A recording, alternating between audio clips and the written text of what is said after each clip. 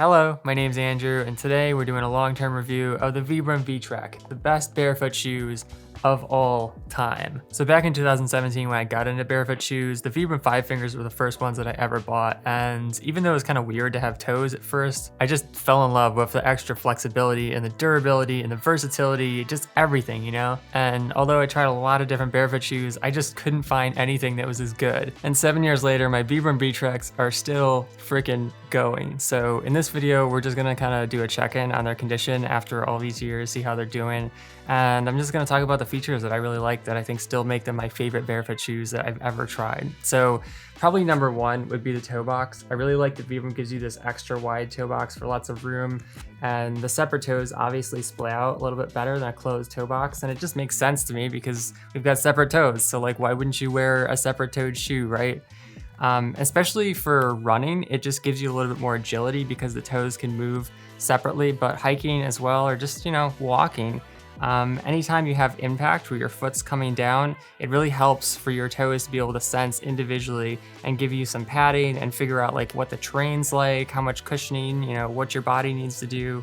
So it's just a very natural feeling, you know, much more so than closed-toed barefoot shoe. Even with a really thin sole, I think the separate toes still have a really big advantage. And just in terms of the durability, it's really crazy because this right here is the only damage that I have on the entire shoe. Like, you can look at the glued sole, and I'm kind of surprised by this because usually glued soles wear out, but there's not a single place on this entire shoe where the glue has come off after 7 years. Like, look at this, it's just crazy. And the upper as well on the V-TREK is really tough. Like, it's thin, but it's also tough. It's got a little bit more reinforcement here up on the top. You can see it's kind of a thicker fabric. And then you've got panels here for more breathability where you need it.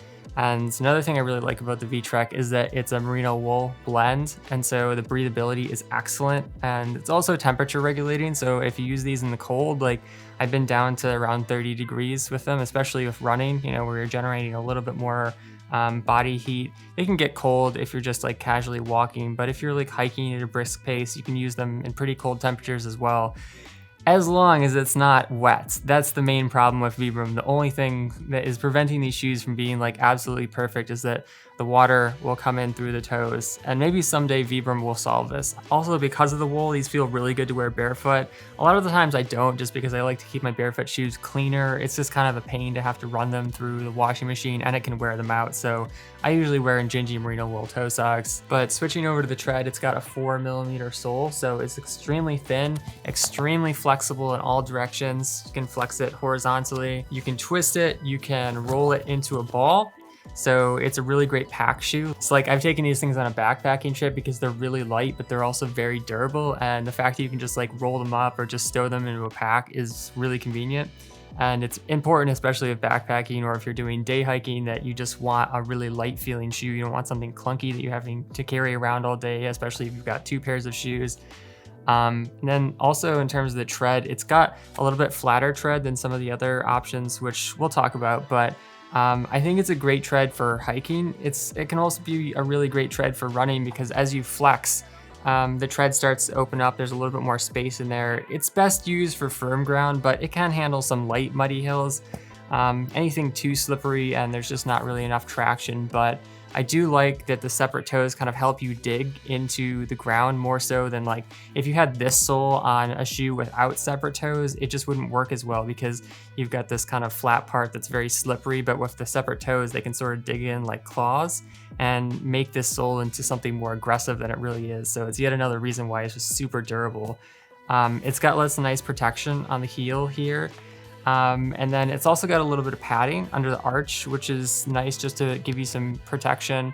And then you can't see it, but inside the shoe, there's a very light layer of padding, just a tiny amount. It doesn't really affect the ground feel at all, but if you're on super rocky terrain, this just helps prevent your feet from getting beat up. And yeah, I've seen people doing ultra marathons with these. I've backpacked in them, multi-day backpacking trips, and they're just excellent. And just one more thing about the V-TREKs before we talk about alternatives, like check out the tread. This is after 7 years. I mean, there's some wear here, but it's still got a lot of definition. And I mean, same thing in the back. It's still got plenty of tread left in it.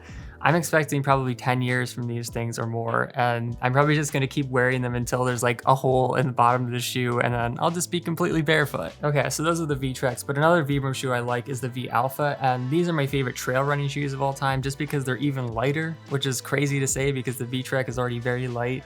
But it's the same thing with the toe box, very extra wide toe box, separate toes.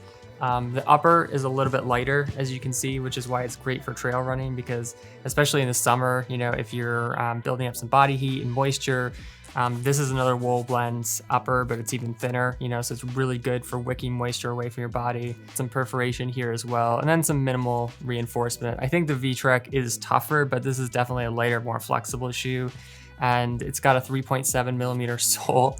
It's absurd, literally absurd level of flexibility. Like you can roll it twice diagonally. Yeah, you can fold it into a tiny, tiny ball.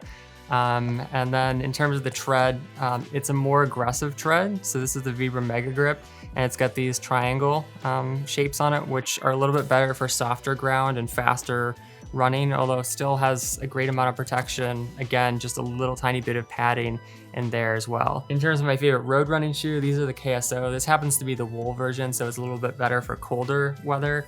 But the regular KSO has a bit tougher upper. This is more soft. It's also nice for casual because it looks very low key, you know, especially if the mono tone design. But yeah, again, extra wide toe box, separate toes. And then this is the KSO tread. Super flexible. This is Vibram's thinnest option, I think. It's the 3 millimeter sole. It's very oriented towards kind of like flatter roads, so you get a ton of flexibility, a ton of agility and ground feel. Again, you can twist it maybe even more so than the V-Alpha. But I also really love that the KSO has this. It's a Velcro drawstring. So not only do you have like the quick lace drawstring, but you can also just like put it down like that, and it's really convenient. And I've done everything in it. I've done sprinting in these, I've done longer road runs, and yeah, they're excellent. Finally, we have the Vibram V neoprenes, and these are my favorite water shoes of all time. They've got a neoprene upper, so it's kind of like a water suit for your foot. And this is about as close as Vibram gets to a colder, wetter weather shoe. Again, extra wide toe box. There's a lot of room in these shoes. They also run a little bit long, FYI. But the upper is very stretchy. It's slip-in, which is great. And neoprene, what it does, it doesn't 100% keep water out, but when water does get in, it kind of insulates your body heat just like a wetsuit would. And then in terms of the sole, it's 4 millimeters, so absurdly flexible, probably ties the KSO for the most flexible Vibrams. And they've even like added some micro cuts here that makes it even more flexible and just adds a little bit of grip because it is a very soft sole. So it's good for like creek walking or even swimming, walking on the beach, and it's actually great for trail running in colder conditions as long as it's not too steep and slippery because there isn't much tread here. All right, so that's a long-term review of the Vibram 5 Fingers V-Trek and friends, but if you'd like to support the channel, you can shop with the referral links down below to automatically get 15% off Vibram 5 Fingers. Browse and filter more products at my website, barefootwear.org, or watch my zero drop transition video to learn more about barefooting. Finally, if you have a question about the Vibram 5 Fingers V-Trek or about barefoot shoes in general, let me know in the comments. Thanks for watching. Catch you next time. Peace.